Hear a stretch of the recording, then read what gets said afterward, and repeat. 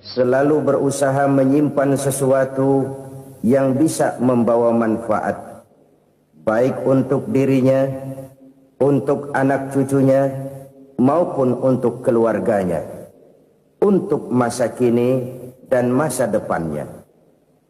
Kadang simpanan itu berbentuk uang, kadang berupa tanah, lain saat berbentuk pabrik, dan lain sebagainya. Sementara masa depan yang paling pasti adalah akhirat.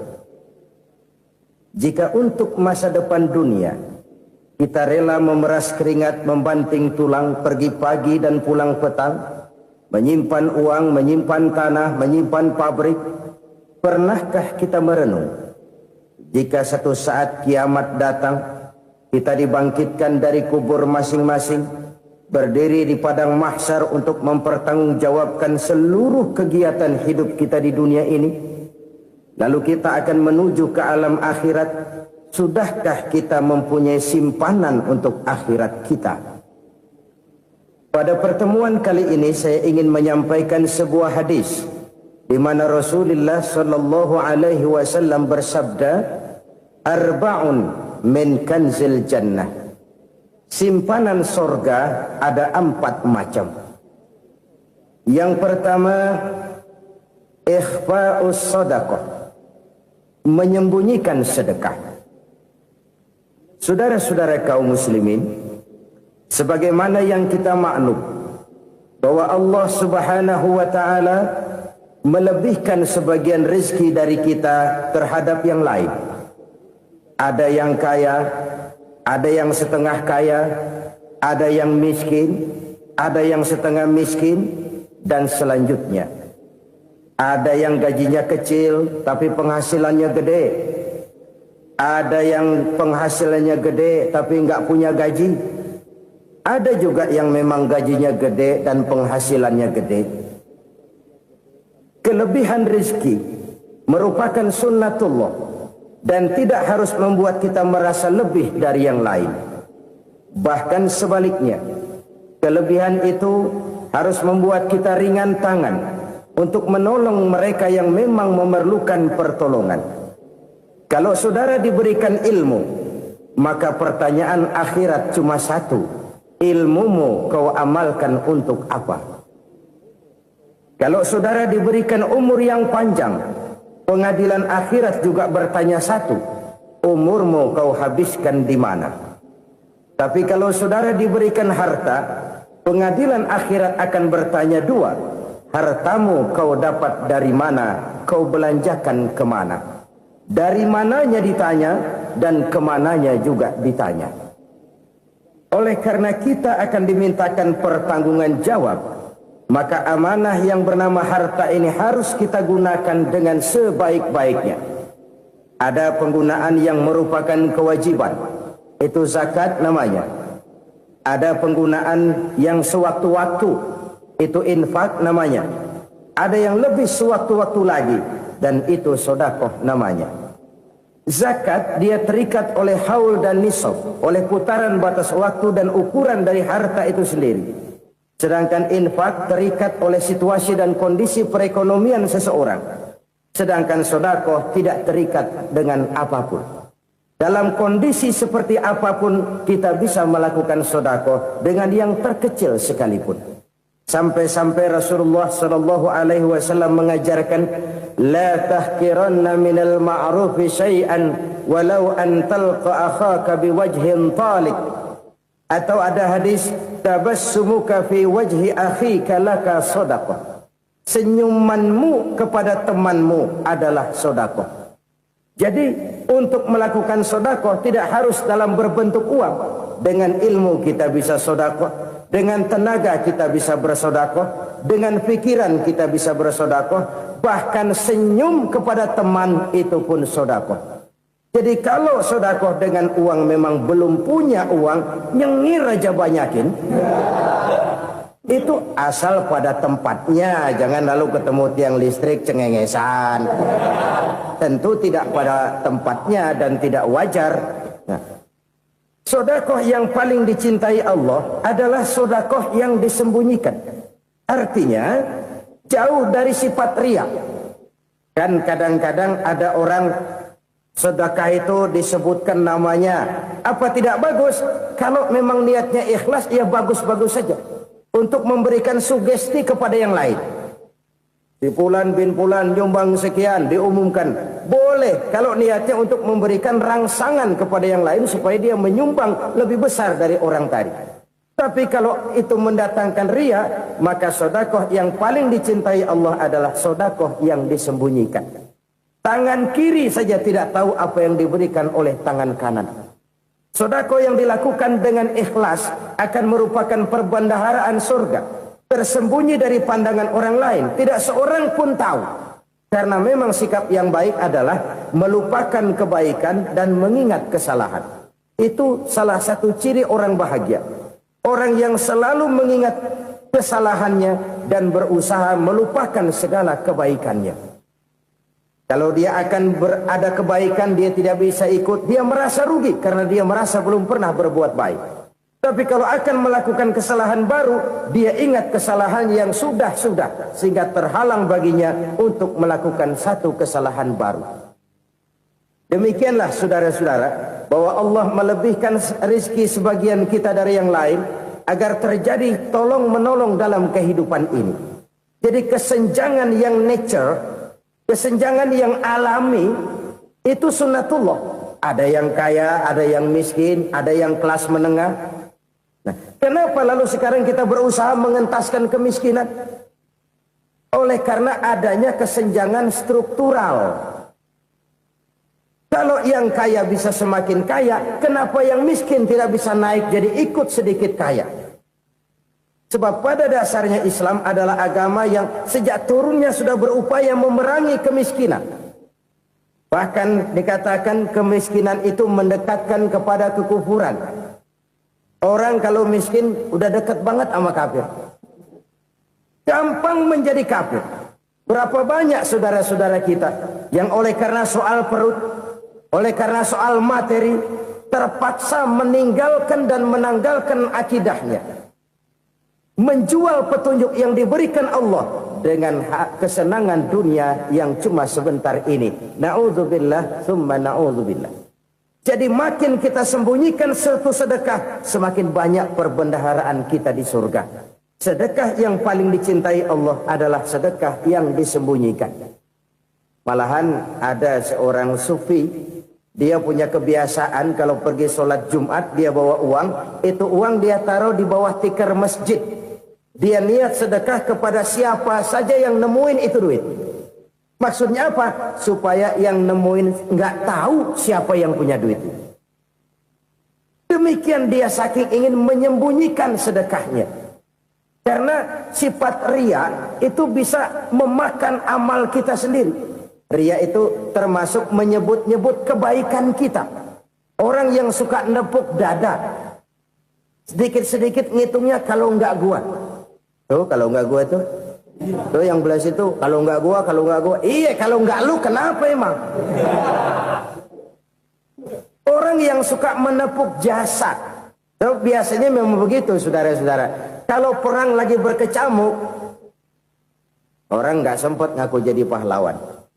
Tapi begitu perang selesai, yang kagak kenal bedil ngaku pahlawan, mas. Itu sesuatu yang biasa.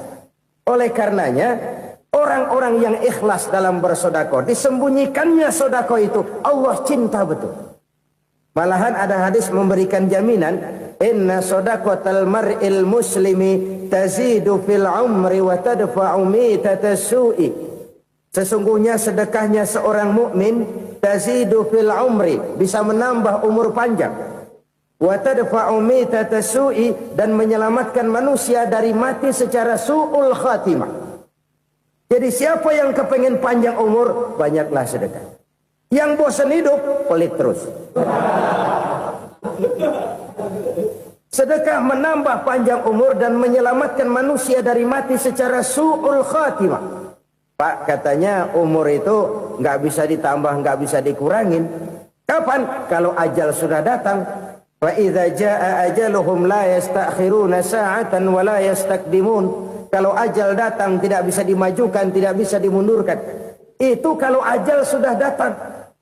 Tidak bisa lagi umur ditambah dikurangi, sudah datang. Tapi kalau belum datang, itu kan haknya Allah. Mau ditambah, mau dikurangi, hak prerogatif Allah. Sebagai pencipta manusia, Allah maha kuasa dan maha mampu. Sedekah ini menambah panjang umur dan menyelamatkan manusia dari mati secara su'ul khatimah. Itu orang mati kan sama ya, kondisinya mati, nggak nafas. Tapi hakikat mati kan lain-lain. Ada yang mati itu husnul khatimah, baik akhirnya. Misalnya lagi ngaji mati, lagi sholat mati, lagi sedekah mati. Ini yang dinamakan dengan husnul khatimah, baik di akhirnya.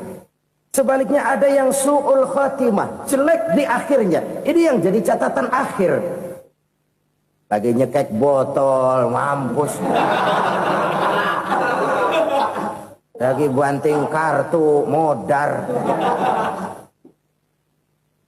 Su'ul khatimah, jelek pada akhirnya. Sedekah menyelamatkan manusia dari mati secara su'ul khatimah. Dan kita semua kepengen mendapat husnul khatimah, jauh dari su'ul khatimah. Oleh sebab itu yang bisa menyelamatkan kita dari penyakit itu antara lain adalah sedekah yang disembunyikan. Yang dikerjakan dengan ikhlas karena Allah. Tidak karena kepengen dipuji orang, tidak karena ingin dikatakan orang pemurah, sebab orang dermawan itu orang yang memberi tanpa harus diminta. Kalau masih harus diminta, ya belum dermawan namanya, masih harus diminta. Kalau nggak diminta ya tulus, lolos, polos. Saudara-saudara kaum muslimin rahimakumullah. Harta adalah amanat dan akan kita pertanggungjawabkan. Allah melebihkan rizki sebagian kita dari yang lain agar kita saling tolong menolong, bantu membantu. Nabi janjikan siapa yang meringankan beban saudaranya muslim di dunia, Allah akan meringankan bebannya di akhirat nanti. Sebuah jaminan dari baginda Nabi. Si orang yang kita bantu barangkali tidak bisa membalas, Allah yang akan membalas lewat jalan lain yang tidak pernah kita sangka-sangka. Ada orang tanya, Pak, ini ada orang nyumbang masjid sambil marah-marah, bagaimana? Saya bilang sumbangannya aja ambil, marahnya jangan. Marahnya jangan diambil, itu urusan dia. Saudara-saudara kaum muslimin rahimakumullah. Umat Islam ini kan umat yang punya potensi besar. Kadang kita merenung, kenapa kadang-kadang pembangunan masjid kok lambat sekali? Kalau hotel hari ini peletakan pertama, bulan depan peresmian. Supermarket hari ini peletakan batu pertama, minggu depan peresmian. Tapi kalau sudah yang namanya masjid, kadang-kadang peletakan batu pertama sekaligus jadi batu terakhir. 3 tahun, 4 tahun, campur nebar jalak di jalanan. Duit dijaring kayak ikan sepat. Apa tidak ada orang Islam yang kaya? Banyak. Apa tidak ada pengusaha muslim yang jadi konglomerat? Ada. Lalu yang belum banyak itu yang komit terhadap nilai-nilai agamanya. Akhirnya kita jatuh jadi umat yang lemah. Belum ada pengusaha konglomerat muslim buka pabrik supermi cap beduk misalnya umpamanya atau pabrik kecap cap sorban supaya identitas keislamannya sedikit kelihatan. Kita jatuh jadi umat yang lemah karena potensi tidak terinventarisir dengan baik. Kita ini ibarat kompor yang cuma matengin nasi orang lain.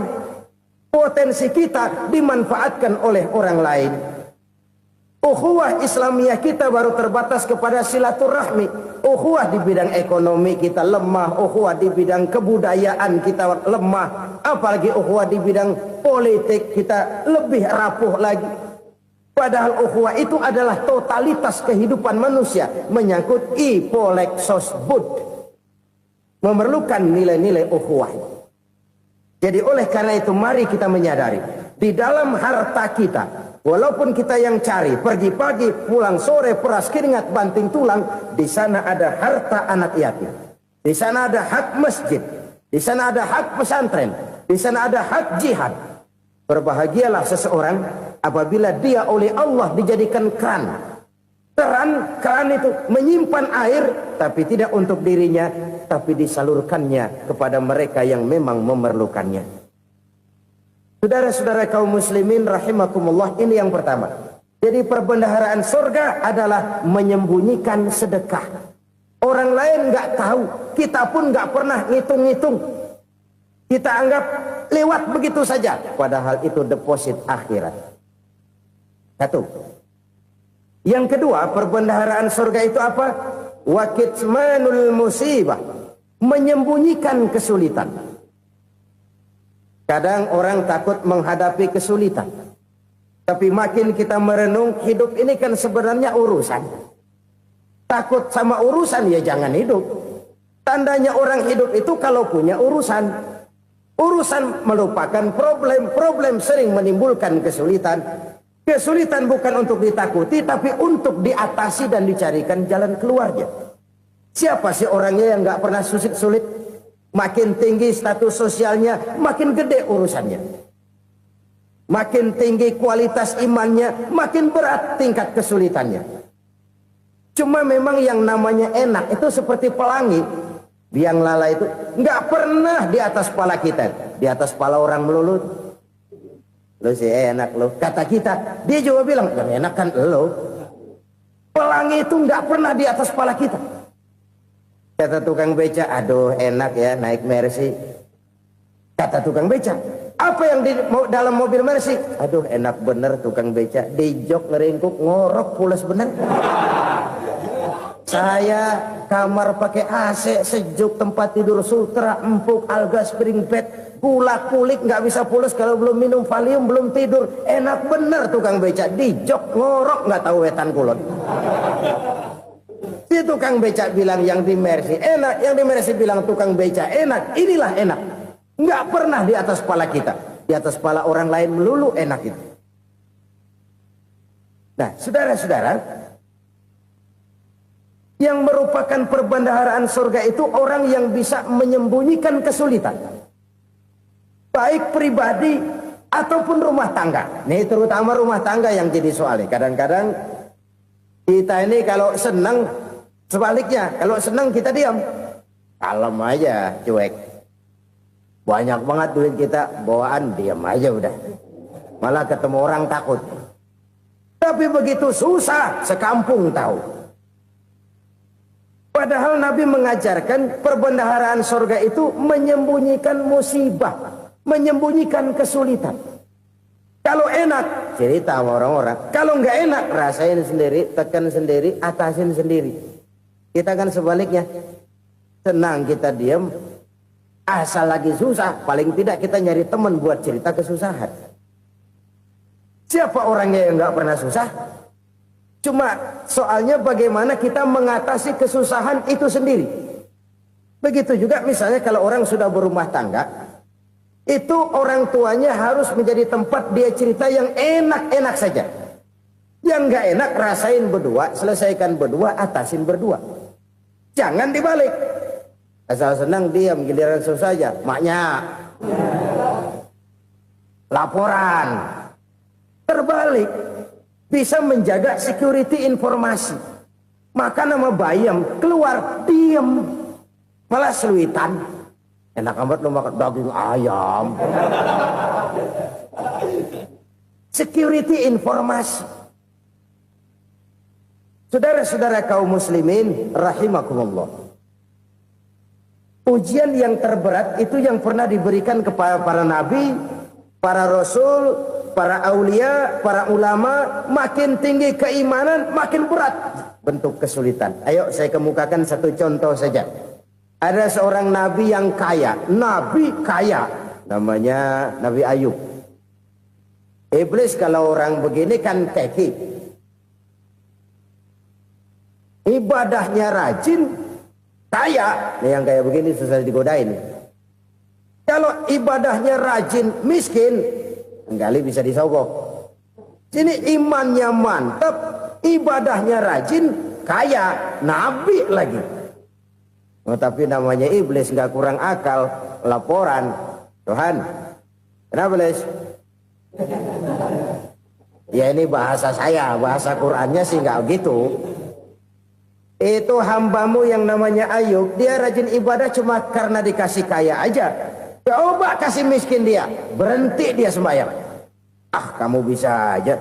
Saya tahu Ayub itu hambaku yang ikhlas. Saya buktiin Tuhan, silahkan. Dibuktiin lah, iblis turun ke alam ini. Yang mula-mula dia lakukan, dia rusak sawah ladang Nabi Ayub. Dia binasakan binatang ternak Nabi Ayub. Sehingga dalam waktu singkat, jatuhlah Nabi Ayub dari orang paling kaya jadi orang paling miskin. Beliau masih ibadah di mihrab dalam masjid. Datang iblis. Saudara Ayub, ya, lagi ngapain? Ibadah. Nyembah Allah, nyembah Allah. Oh, percuma. Kenapa? Tuhan yang ente sembah nih, dia udah bikin miskin ente. Sawah ladang ente hancur lebur, binatang ternak binasa. Sekarang ente jadi orang paling miskin. Ngapain nyembah Tuhan kayak begitu? Tekor. Udah berhenti dah ibadah, berhenti ibadah. Ini iblis sama Tuhan laporannya lain, yang dikerjakan kepada Nabi Ayub juga lain. Benar begitu iblis kata Nabi Ayub? Iya, sawah ladang saya habis, buras. Binatang ternak saya binasa, binasa. Saya miskin, bangpak. Apa jawab Nabi Ayub? Bukan innalillahi, ya ini hebat. Alhamdulillahillazi a'tani wa akhza minni. Segala puji bagi Allah yang telah memberikan harta kepada saya dan sekarang mengambilnya lagi. Alhamdulillah. Allah yang ngasih, Allah yang ambil. Itu mah urusan Allah. Iblis cuman ibadah jalan terus, sujud lagi Nabi Ayub. Iblis seleher gondok banget. Dasar Nabi nggak mempan dia apa-apain. Miskin malah alhamdulillah. Allah yang ngasih, Allah yang ngambil.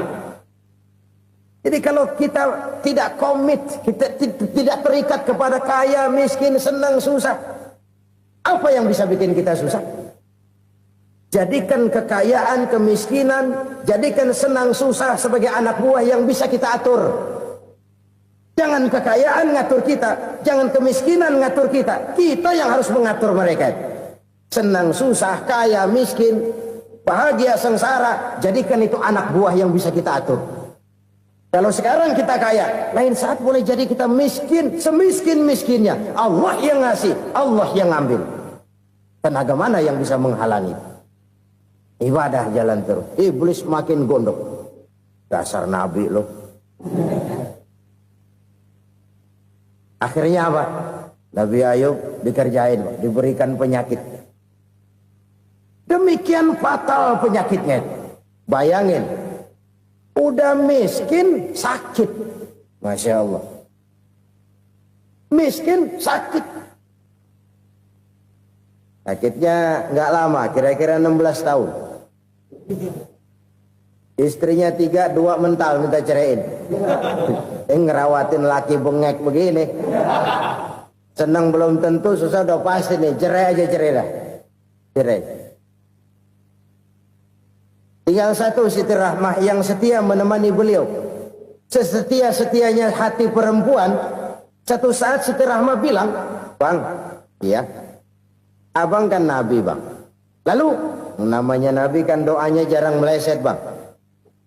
Maksud kamu minta kenapa sih sama Tuhan biar abang sembuh baik dah bang?" Siti Rahmah, iya. Saya sakit berapa tahun sih dah? 16 tahun bang. Sebelum ini saya sehat berapa tahun? Ya kira-kira 60 tahun bang. Nah coba ente banding-bandingin Rahmah. Saya dikasih sehat 60 tahun. Dikasih sakit 16 tahun. Sudah nggak sabar mau doa kepada Allah minta sembuh. Saya malu kepada Allah. Diuji dengan yang luar biasa seperti ini, tidak mengganggu stabilitas kehambaannya. Dia tetap menghamba kepada Allah Subhanahu wa ta'ala. Saudara-saudara kaum muslimin rahimakumullah. Kunci menghadapi kesulitan itu apa? Allah jelaskan dalam satu ayat, wa basyiris sabirin alladzina iza asabathum musibah qalu inna lillahi wa inna ilaihi raji'un. Gembirakan orang-orang yang sabar Siapa mereka itu? Yang apabila mendapat musibah mereka kembali kepada keyakinan dasar. Segalanya dari Allah dan segalanya akan kembali kepada Allah. Ini konsepsi dasar dari sikap muslim dalam menghadapi berbagai kesulitan. Segalanya dari Allah, segalanya akan kembali kepada Allah. Kalau ini sudah kondisi dasarnya, maka kita akan lapang menghadapi kenyataan bagaimanapun pahitnya. Apakah itu namanya miskin, apakah itu namanya sakit, bahkan maut sekalipun. Maut sekalipun. Segalanya dari Allah, segalanya akan kembali kepada Allah. Ini sikap hidup, bukan sekedar ucapan. Kita kadang-kadang menjadikannya sebagai ucapan. Mulutnya sehingga berhenti, innalillahi wa inna ilaihi rajiun, tapi nangisnya terus gerung-gerungan. Bukan itu, ini kesadaran moral. Kalau segalanya dari Allah, segalanya kembali kepada Allah, kan sebenarnya cuma nunggu giliran. Hari ini saya nyembayangin dia, entah hari apa saya disembayangin orang. Hari ini saya antar dia ke kubur, entah hari apa orang nganterin saya ke kubur. Hari ini saya tahlilkan dia, entah nanti kapan orang tahlilkan saya. Segalanya dari Allah, segalanya akan kembali juga kepada Allah. Oleh sebab itu saudara-saudara, kesulitan bukan untuk ditakuti. Kesulitan justru untuk diatasi, dicarikan jalan keluarnya. Dan tidak ada orang yang tidak pernah mendapat kesulitan. Tidak ada. Semakin tinggi status sosial, semakin tinggi kualitas keimanan, semakin besar juga tingkat kesulitan. Hanya saja bagaimana cara kita mengatasinya. Dan Al-Quran menyatakan, innama al-usri yusra. Di balik kesulitan itu pasti ada kemudahan. Roda itu berputar. Karena itu Rasulullah sallallahu alaihi wasallam mengingatkan kepada kita, ta'arraf ilallahi firraha ya'rifka fisyiddah. Ingatlah kepada Allah di waktu kamu senang, supaya Allah ingat kepada kamu di waktu kamu susah. Kalau waktu senang kita ingat kepada Allah, kita susah, Allah tidak akan meninggalkan kita. Tapi kalau waktu senang kita jauh dari Allah, sujud tidak sempat, dengan masjid jauh, ketika senang kita lupakan Allah. Nanti begitu kita susah, Allah lupakan kita. Dan itu menyakitkan. Oleh karena itu orang-orang tua kita dulu bilang, kalau lagi sehat ingat-ingat, lu bakal sakit nanti. Kalau lagi kaya ingat-ingat satu saat kita bakal jatuh miskin. Bahkan kalau lagi muda ingat-ingat kita bakal tua. Dan yang terpenting, kalau lagi hidup ingat-ingat kita bakal mati. Saudara-saudara kaum muslimin rahimakumullah. Jadi yang kedua yang merupakan perbendaharaan surga, menyembunyikan musibah. Saudara-saudara kaum muslimin rahimakumullah. Hal ketiga yang merupakan perbendaharaan surga adalah wasilatur rahmi. Orang yang suka bersilaturahmi. Sebagaimana yang kita maklum bahwa manusia adalah makhluk yang disebut zon politika. Makhluk sosial yang tidak mungkin hidup sendiri-sendiri. Betapa dan siapapun kita memerlukan orang lain. Bodoh betul manusia kalau tinggal di tengah masyarakat tapi tidak mau bermasyarakat. Merasa hebat sendiri, pinter sendiri, gagah sendiri, kaya sendiri. Mungkin kalau mati juga ngubur sendiri. Jangankan kita di sini, di sorga saja Nabi Adam waktu sendirian bengong melulu, mondar mandir. Allah tegur dam sepi dam. Ya ini kalau bahasa saya. Iya Tuhan sepi ini nggak ada coret-coretan pisan ini. Diciptakan Siti Hawa baru anteng Nabi Adam. Itu di sorga. Cobalah. Umpamanya saudara tinggal di Jakarta nih. Kayak bener. Apaan aja di Jakarta punya saudara dah. Jembatan Semanggi ambil. Monas buntel bawa pulang. Hotel-hotel ambil semua. Cuman tinggal di Jakarta sendirian, apa enaknya? Betapa dan siapapun kita perlu orang lain. Tidak ada seorang pun yang bisa memenuhi kebutuhan hidupnya secara sendiri-sendiri. Nah, Islam telah menyelamatkan manusia dari ras diskriminasi. Mengikat manusia dengan persaudaraan yang berlandaskan kepada akidah. Karena itu dianjurkan bersilaturahmi. Bahkan Nabi menyatakan, man arada ayyubsata lahu fi rizqihi wa yunsa'a fi atharihi falyasil rahimah. Siapa yang kepengen diluaskan rezekinya dan dipanjangkan usianya, banyaklah ia bersilaturahmi. Siapa yang kepengen dimudahkan rezekinya, hendaknya ia banyak bersilaturahmi. Kalau banyak teman, kesulitan kan paling tidak ada tempat cerita. Udah susah, sendirian kita pikirin diri, nggak ada tempat tukar pikiran. Cepet banget sama bengek. Dilawan sendiri. Nah, secara makro kita bisa berkata, tidak mungkin ada kemenangan kalau tidak ada kekuatan. Tidak ada kekuatan kalau tidak ada kesatuan dan persatuan. Tidak mungkin ada kesatuan dan persatuan tanpa semangat silaturahmi. Kalau umat Islam mau menang, dia harus kuat. Kalau umat Islam mau kuat, dia harus bersatu. Kalau umat Islam mau bersatu, dia harus membudayakan silaturahmi ini. Bahkan sampai-sampai kata Nabi, kalau bisa cari nilai tambah. Apa? Silman qata'ak. Bersilaturahmilah kau kepada orang yang marah denganmu. Masya Allah, indahnya ajaran agama kita. Orang yang marah pun kepada kita, kata Nabi, kalau bisa bersilaturahmilah kepadanya, kepada orang yang marah itu. Di situ nilai tambah.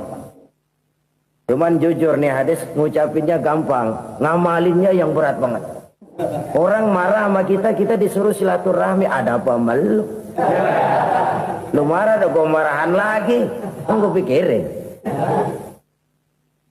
Saudara-saudara kaum muslimin rahimakumullah. Tapi ini yang diajarkan, bahkan ini yang dicontohkan oleh baginda Rasul.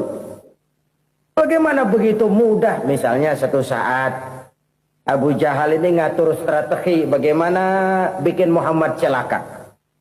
Dia gali lubang di depan tempat tidurnya. Dia tutupin daun korma. Terus dia panggil seseorang, ke sini. Kasih tahu Muhammad, pamannya sakit keras, minta ditengokin. Berangkat orang ini ke sana. Muhammad, labbaik. Pamanmu sakit keras, dia minta ditengokin. Baik, saya akan datang menjenguk beliau. Berangkatlah Nabi ke rumah Abu Jahal tanpa prasangka apapun. Abu Jahal udah pasang setil, selimut 3 rangkap setengah dipakai.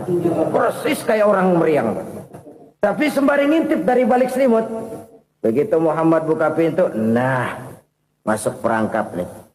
Muhammad jalan menuju tempat pembaringan. Makin lama makin dekat, makin lama makin dekat. Makin dekat ke lubang yang dipasang oleh Abu Jahal itu. Dalam hati Abu Jahal, terus dah jatuh, mampus dah lo ini. Mampus lo hari ini. Apa yang terjadi? Malaikat Jibril datang. Muhammad, pamanmu cuma pura-pura sakit. Di depan tempat tidurnya ada lubang perangkap supaya kamu jatuh ke situ. Sudah, kamu pulang. Balik kanan Nabi. Sudah hampir jatuh ke lubang, balik kanan, pulang. Bayangin kecewanya Abu Jahal. Muhammad dikit lagi, Muhammad dikit lagi. Enggak paman, saya pulang aja. Emosi bangun dari tempat tidur, enggak sadar kalau lagi pura-pura sakit. Lompat ngejar Nabi, dia lupa dengan lubang yang dia gali. Serak, nyemplung sendiri ke dalam lubang.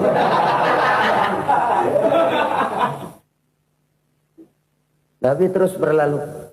Ini terjadi keanehan. Jatuh ke lubang yang dia gali itu sebenarnya nggak terlalu dalam ya, antara 3-4 meteran lah. Tolong saya jatuh ke lubang ini. Datanglah pelayan-pelayannya itu. Angkat saya dari sini. Oh, yang ngulurin tambang. Satu gulung, belum juga nyampe itu tambang. Kurang, beli lagi ke warung. Sambung, ulur lagi, nggak juga bisa sampai. Wah, ini kerjaan Muhammad ini. Tolong, siapa salah seorang kamu ke rumah Muhammad? Kasih tahu, encangnya kecebur. Minta ditolongin. Sampaikan kepada Rasul. Kenapa? Pamanmu jatuh ke lubang, Muhammad minta tolong diangkatin. Tambang udah nyambung-nyambung nggak nyampe juga. Ya, nanti saya datang, saya tolong. Coba. Nyata-nyata orang berniat jahat mau mencelakakan dia. Datang dia menolong. Ini yang disebut air tuba dibalas air susu ya ini. Bukan sebaliknya. Air tuba dibalas air susu. Paman, kecebur ya? Iya Muhammad, tolongin nih. Pegang tangan saya. Nabi ulurkan tangannya. Nyampe. Dipegang oleh Abu Jahal. Diangkat ke atas. Sampai atas. Apa kata Abu Jahal? Sihirmu memang hebat Muhammad. Udah ditolongin dikata sihir. Yang enak kita kemplang kan itu orang begitu. Urusan apa? Tapi inilah akhlak. Kalau bisa kamu bersilaturahmilah dengan orang yang marah kepadamu sekalipun. Orang marah kita tetap baik. So, kalau kita berbuat baik sama orang yang memang baik, rasanya sih biasa-biasa aja. Orang baik kita baik lagi. Ya draw aja, belum ada nilai tambah di situ. Baru ada nilai tambah kalau kita bisa berbuat baik kepada orang yang nyakitin kita. Itu namanya kita setingkat di atas dia. Dia sakitin kita, kita berbuat baik sama dia. Dia pelit sama kita baik sama dia. Dia marahin kita deketin dia. Di situ kita punya nilai tambah. Jadi siapa yang ingin diluaskan rezekinya kata Nabi dan dipanjangkan umurnya, hendaklah ia banyak-banyak bersilaturahmi. Sederhana sebenarnya silaturahmi. Tapi silaturahmi membangkitkan semangat kesatuan dan persatuan. Kesatuan dan persatuan melahirkan kekuatan. Dalam matematika, 1 ditambah 1 pasti 2. Tapi di tengah masyarakat, 1 orang takut ditambah 1 orang takut, hasilnya jadi 2 orang setengah berani. Kenapa setengah berani? Karena udah berdua. Tadi pan takut sendirian. Kalau dia kumpul turu-turu takut lah jadi berani. Kita yang lemah, kita yang tidak berdaya, kita yang miskin, kalau mau kompak bersatu, apa yang nggak bisa kita kerjain? Apalagi tinggal di kota besar, pilihan cuma 2, bertahan atau minggir. Bertahan atau minggir. Untuk bisa bertahan, harus mampu bersaing. Untuk mampu bersaing, harus punya keahlian. Keahlian harus ditunjang dengan pendidikan. Ditambah oleh kekompakan sebagai umat. Udah miskin mencar mulu, orang injek kita. Orang nggak pandang urusan apa malu. Oleh karena itu silaturahmi pada hakikatnya merupakan roh dari ukhuwah yang diajarkan oleh agama kita. Bagaimana Islam menyelamatkan masyarakat manusia dari ras diskriminasi, mengikat manusia, dan tidak ada persaudaraan yang lebih indah selain persaudaraan yang diikat dengan nilai-nilai akidah. Sepanjang orang di jalan Allah, itulah saudara kita. Keluar dia dari jalan Allah, selesailah persaudaraan sampai di situ. Karena itu, kalau ingin menyimpan sesuatu di surga, banyaklah bersilaturahmi. Datang ke rumah ini, datang ke rumah itu, dan lain sebagainya. Itu simpanan kita di akhirat nanti. Ini yang ketiga. Saudara-saudara, yang keempat, perbendaharaan surga itu apa? Wa qawlu la hawla wa la quwwata illa billah. Ucapan la haula wa la quwwata illa billah. Ibadah kan ada yang berat, modalnya besar. Bangun masjid berat, modalnya besar. Bangun rumah sakit berat, modalnya besar. Ada ibadah yang berat, tapi modalnya ringan. Misalnya puasa. Puasa itu berat, mengendalikan nafsu. Kalau sekedar nggak makan nggak minum sih enteng, mengendalikan nafsu itu jihad terbesar. Tapi kan modalnya ringan, cuma niat saja. Ini ibadah berat, modalnya ringan. Ada ibadah yang ringan, modalnya juga enteng. Seperti termasuk ucapan la haula wa la quwwata illa billah. Tanpa sadar, la haula wa la quwwata illa billah, nyelengin tuh di surga. Nyelengin, kita nggak terasa, nyelengin simpenan akhirat. La haula wa la quwwata illa billah, nyimpan lagi. Kaget, la haula wa la quwwata illa billah, nyimpan lagi. Banyak simpanan. Walaupun sebenarnya yang dimaksud di sini adalah kesadaran batin bahwa tidak ada daya dan kekuatan kecuali Allah. Itu intinya. Kita memulai pekerjaan disunahkan baca bismillah, kan begitu. Apa itu? Kesadaran moral. Bahwa ini saya bisa kerjakan. Saya kerjakan ini dengan menyebut nama Allah. Kenapa? Kalau Allah tidak memberikan daya dan kekuatan, mana mampu saya kerjakan ini. Maka saya kerjakan ini dengan menyebut nama Allah. Bismillah. Kesadaran moral. Manusia hanya wajib berusaha, tapi nggak pernah wajib berhasil. Banyak hal-hal yang kalau kita renungkan secara rasio nggak mungkin. Tapi jadi kenyataan. La haula wa la quwata illa billah. Tidak ada daya dan kekuatan kecuali bagi Allah semata-mata. Kesadaran moral akan kelemahan dan keterbatasan makhluk bernama manusia. Kadang kita kagum dengan otak, tapi kita sering lupa sama yang bikin otak. Padahal bagaimanapun hebatnya otak, yang bikin otak pasti lebih hebat dari otak. Nggak percaya, silahkan otak-otakan. Inilah kecenderungan. Kita kagum dengan pesawat-pesawat mutakhir, bukan main, besi gede banget terbang itu. Alangkah hebatnya. Lalu apa yang bikin otak tidak lebih hebat dari itu semua? Kita puji laut, apa yang bikin laut tidak lebih hebat dari laut itu? La haula wa la quwata illa billah. Tidak ada daya dan kekuatan kecuali Allah. Apa yang bisa kita lakukan kalau tidak karena daya dan kemampuan yang diberikan oleh Allah kepada kita? Lahirlah sikap tawadu, rendah hati, tidak melonjak menjadi angkuh dan sombong, sadar akan kelemahan dan keterbatasan diri. Sebagai makhluk yang diciptakan oleh Allah Subhanahu wa ta'ala. Jadi satu sisi ini ucapan yang berpahala, la haula, jadi wiridan. Pada sisi lain ini kesadaran moral, sikap mental, kesadaran batin, bahwa yang punya daya dan kekuatan itu cuma Allah. Kita nggak pantas untuk sombong, sebab sombong itu pakaiannya Allah. Kita nggak sedang pakai pakaian Allah, kegedean. Dan makin kita renungi, makin terbentur. Apa sih yang bisa kita sombongin? Kita mau sombong apa? Kaya, pintar, itu kan semua relatif. Di atas langit masih ada langit lagi. Jadi oleh karenanya, marilah kita menyadari. Manusia hanya wajib berusaha, tapi tidak pernah wajib berhasil. Yang berusaha saja tidak wajib berhasil, apalagi yang tidak berusaha. Islam bukan agama orang pemalas yang selesai sholat lalu endelohom, nggelenggem ayem-ayem. Tapi Islam bukan agama orang sombong yang setelah berusaha lalu tidak memerlukan Allah. Kita bisa saja bikin proyeksi, tahun sekian kita bakal panen besar menurut perhitungan otak. Tapi ada kejadian lain. Apa? Tikus ngambek. Habis itu dimakanin tikus, panen gagal. Proyeksi rasional gagal oleh tikus-tikus yang ngambek itu. Bisa saja terjadi. Tahun depan kita panen besar, urung. Kenapa? Musim panas panjang. Dan sekarang ini koran-koran bikin berita musim mengalami penyelewengan. Bukan cuma manusia yang nyeleweng sekarang.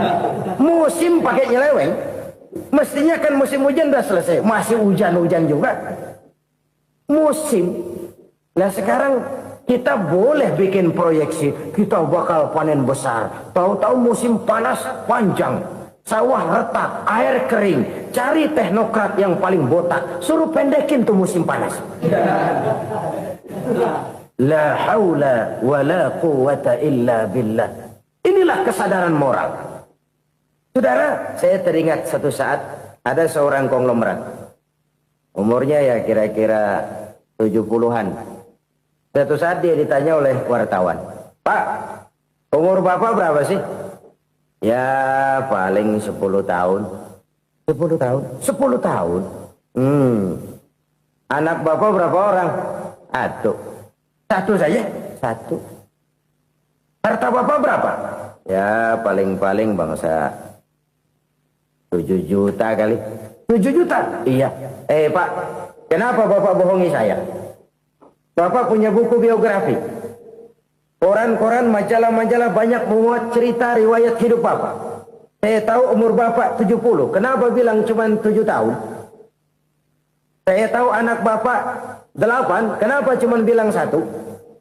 Saya tahu harta bapak miliaran, mungkin triliunan, pabrik di mana-mana, bank di mana-mana. Kenapa bilang uang bapak cuma 7 juta?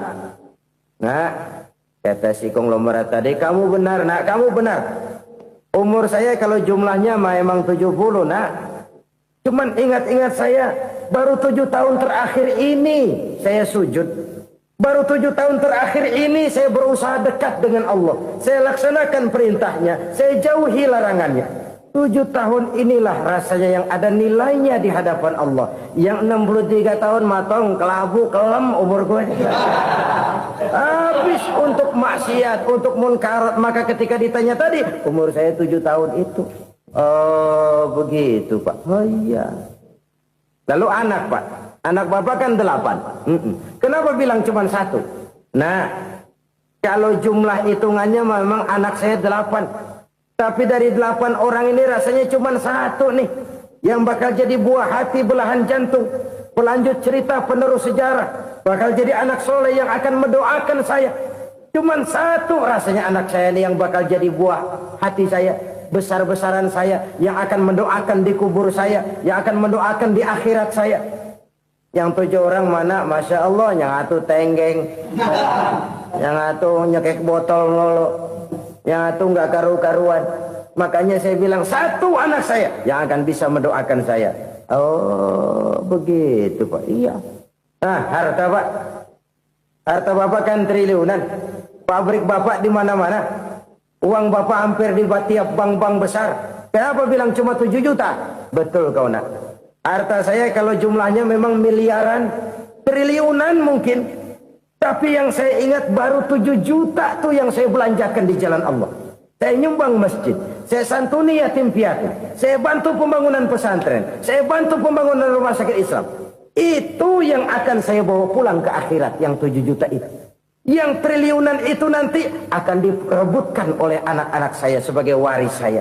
Jadi harta saya 7 juta itu yang bakal nemenin saya di akhirat. Yang akan saya bawa pulang jadi teman saya. Saudara-saudara kaum muslimin, jangan-jangan orang tua itu adalah kita-kita ini. Jangan-jangan kita-kita ini adalah orang tua itu. Jangan-jangan itu potret dari diri kita masing-masing. Dari sekian umur yang diberikan Allah, berapa tahun yang ada nilainya di hadapan Allah? Dari sekian anak-anak yang merupakan amanah, berapa yang akan mendoakan kita sebagai orang tuanya menjadi anak soleh? Dari sekian banyak harta yang diberikan Allah, berapa yang akan kita bawa pulang menghadapnya nanti, yang kita belanjakan di jalan Allah? Ini sebuah potret kehidupan. Karena itu kita kembali kepada la haula wa la quwwata illa billah. Kita wajib berusaha, kita wajib berikhtiar. Selebihnya, segala daya dan kekuatan hanya milik Allah saja semata-mata. Satu kesadaran batin dari setiap pribadi muslim. Setelah ia berusaha dan berikhtiar, ia menyerahkannya kepada Allah Subhanahu wa ta'ala.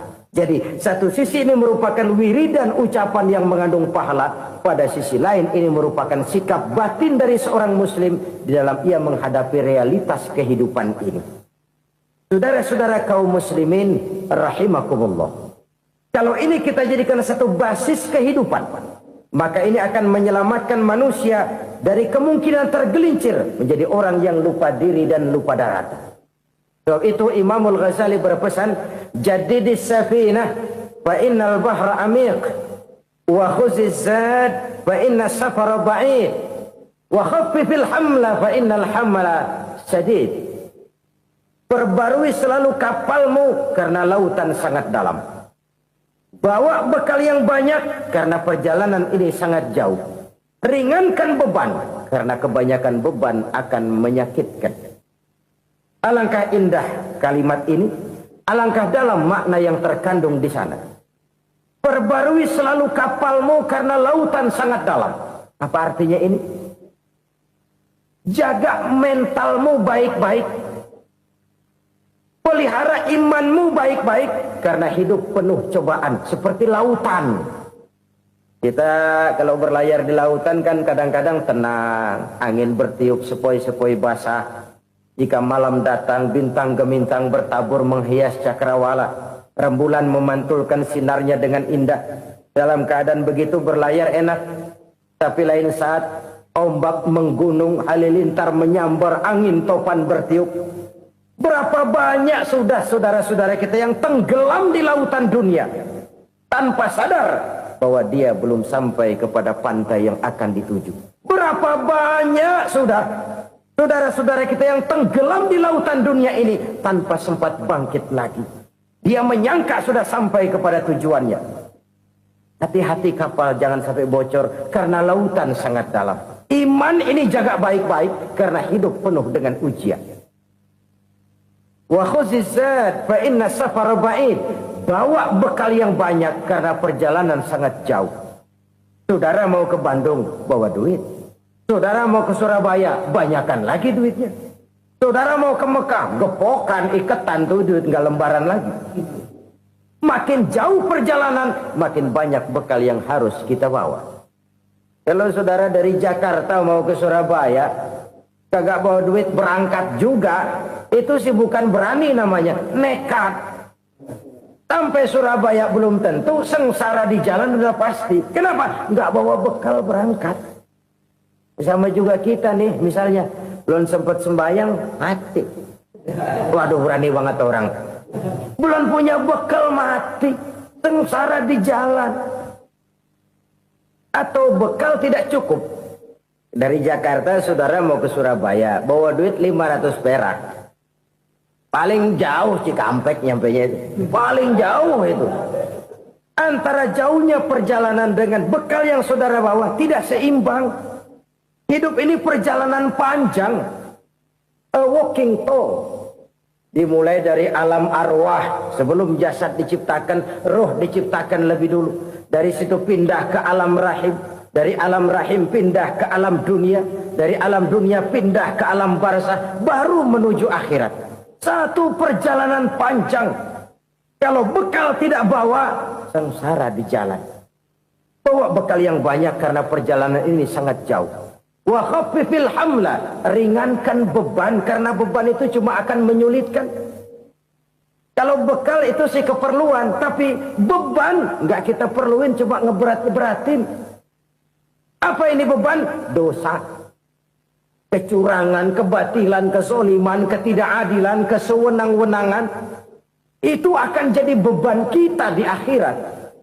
Alangkah celakanya, perjalanan panjang, bekal tidak bawa, beban kelewat banyak. Alamat sengsara di jalan. Pahala tidak ada, dosa berlipat ganda.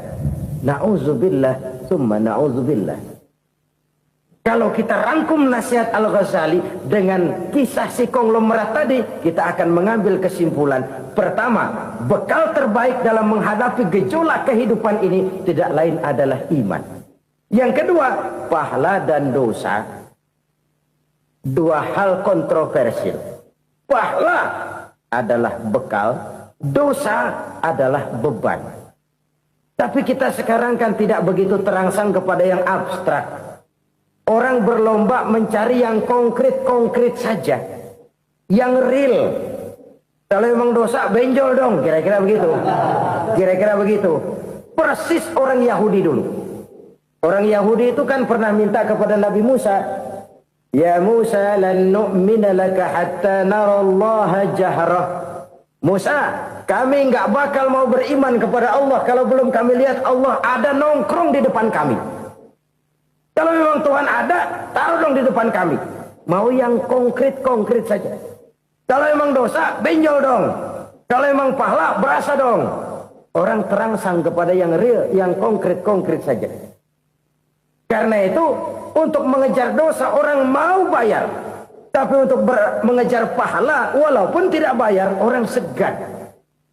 Ini yang dikatakan oleh Nabi, kamu mengharapkan ke surga, tapi kamu berat melaksanakan sesuatu yang bisa membawa kamu ke surga.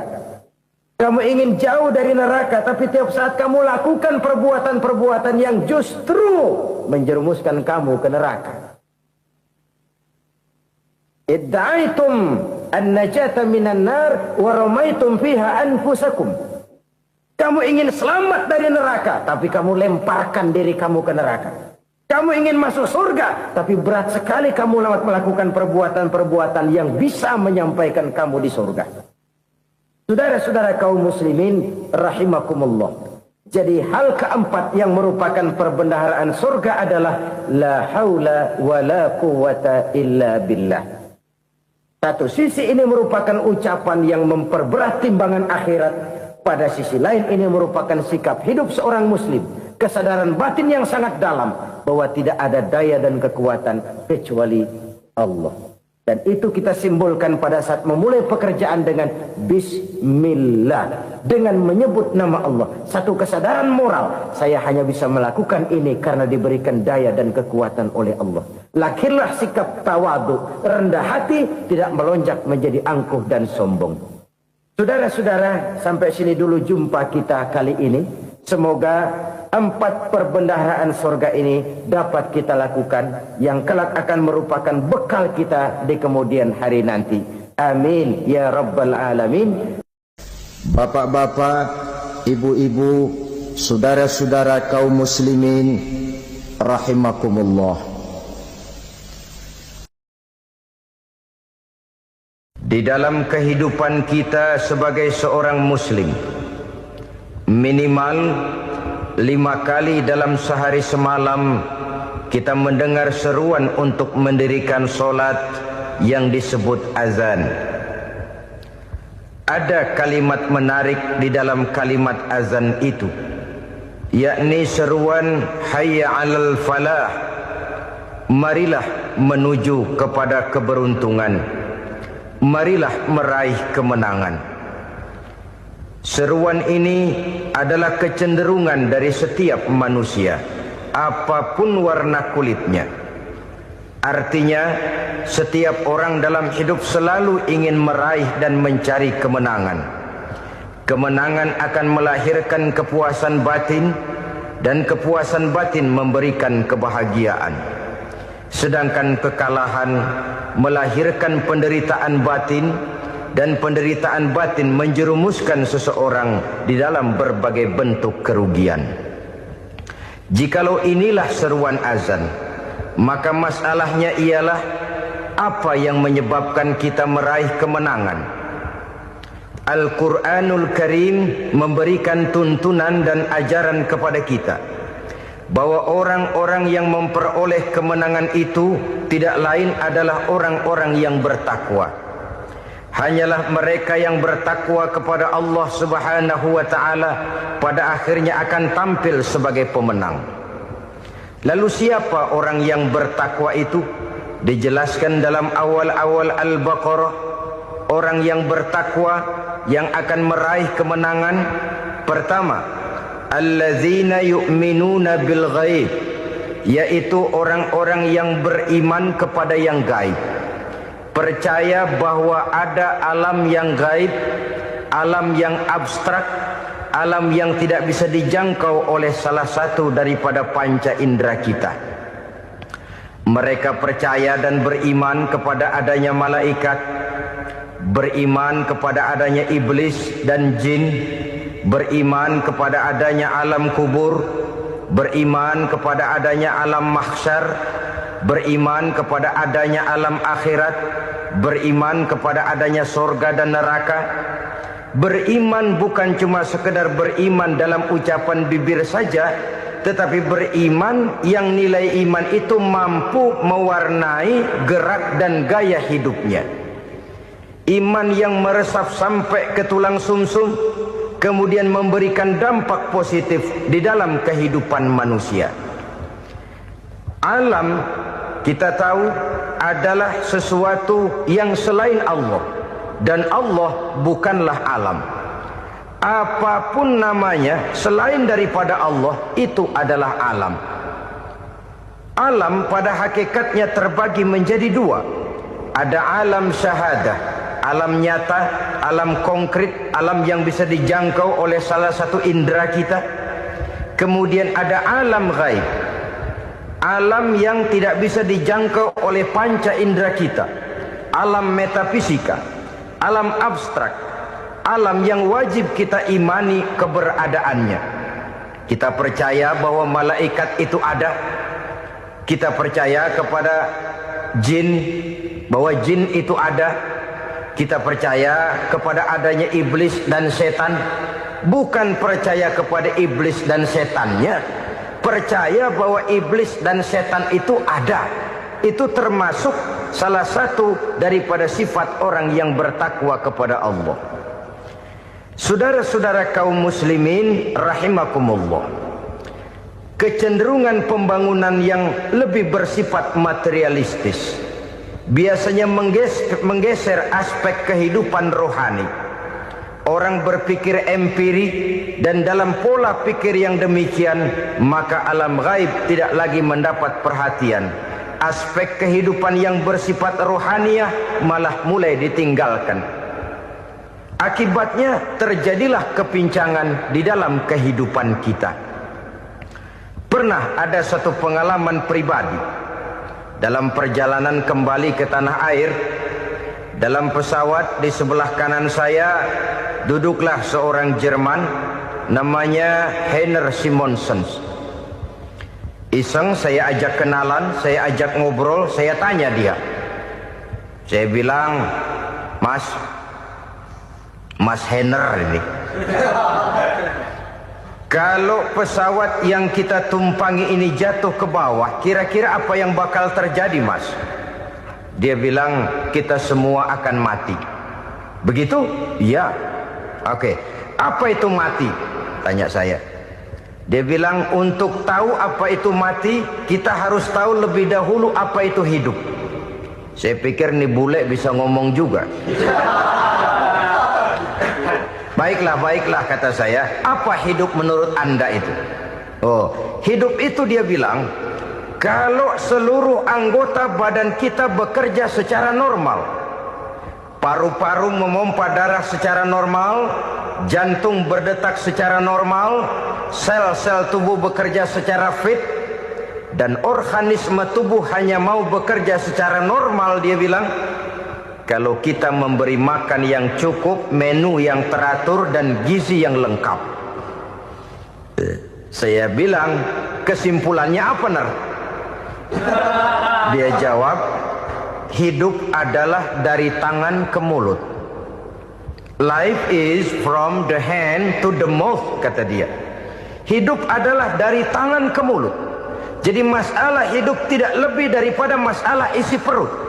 Orang pergi pagi, pulang sore, peras keringat, banting tulang, perut yang dibelain. Saya bilang, you are wrong. Sampean salah, Ner. Kamu orang Islam bukan? Bukan. Pantas. Kenapa saya salah? Dia bilang. Ya jelas salah. Salahnya di mana? Kamu ini manusia. Kalau hidup cuma dari tangan ke mulut, saya bilang, kambing di kampung saya juga begitu pikirannya, Ner. Itu kambing di kampung saya, asal perutnya kenyang, sudah hidup dia. Perkara besok bagaimana, lusa prospeknya macam mana, bulan depan ada apa, kambing nggak pernah mikir. Di kampung saya kambing juga pikirannya begitu. Kamu Kristen ya? Tadinya. Loh kok tadinya, lalu apa sekarang kamu ini? Dia bilang, sekarang saya netral. Saya tidak beragama, tapi saya percaya kepada Tuhan sebagai pencipta alam. Saya ingat benar dia bilang, I haven't any religious, but I believe to God as the creator of the world. Kenapa bisa netral begitu, Ner? Habis saya bingung katanya. Islam bilang Islam baik, Kristen bilang Kristen baik, Hindu Buddha bilang Hindu Buddha baik, semua agama baik. Saya netral sekalian, nggak beragama. Yang penting saya percaya kepada Tuhan. Saya bilang, Ner, kamu ini kayak orang mau beli celana, lalu bingung. Yang satu bilang Levi's bagus, yang satu bilang Blue Jean hebat, yang satu bilang Wool England hebat. Celana ini hebat, celana itu bagus, celana ini hebat. Semua celana bagus, kamu bingung. Akhirnya netral, tidak pakai celana.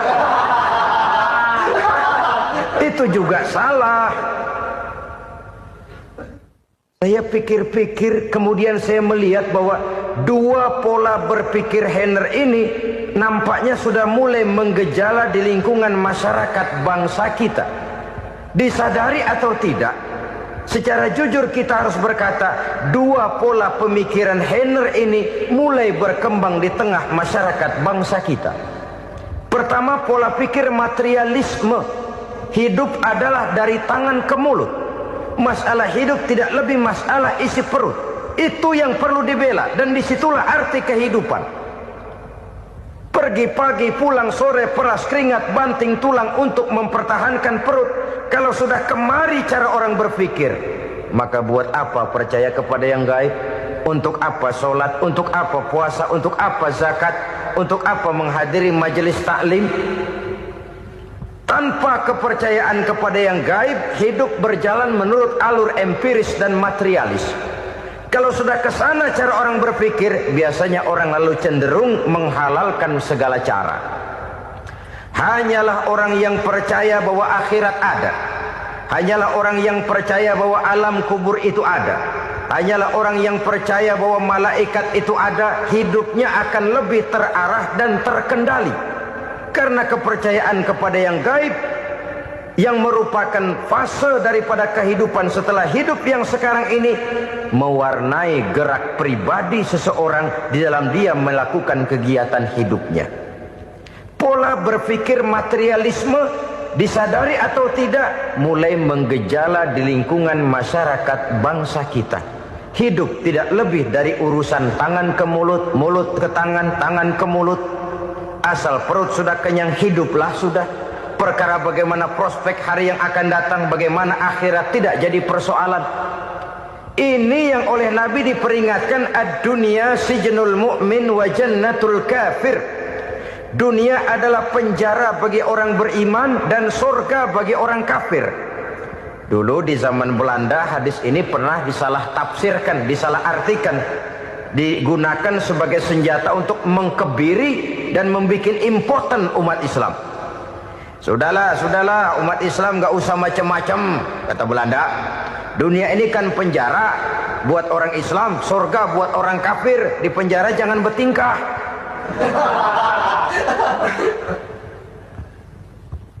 Pengertiannya tidak begitu. Dunia adalah penjara bagi orang mukmin. Artinya dalam kehidupan dunia seorang mukmin tidak bebas memperturutkan hawa nafsunya. Di penjara hawa nafsunya itu. Sebaliknya, surga bagi orang-orang kafir. Buat orang kafir, surgalah dunia ini. Mereka bebas memperturutkan hawa nafsunya. Dilarang tidak terlarang, dicegah pun tidak tercegah. Mereka hidup menurut alur bisikan nafsu mereka sendiri. Kemudian bila ajal datang, maut merenggut nyawa, selesailah surganya sampai di situ. Maka bagi orang-orang yang tidak percaya kepada adanya akhirat, kepada adanya alam gaib, surganya sebatas umurnya. Sekali lagi, surga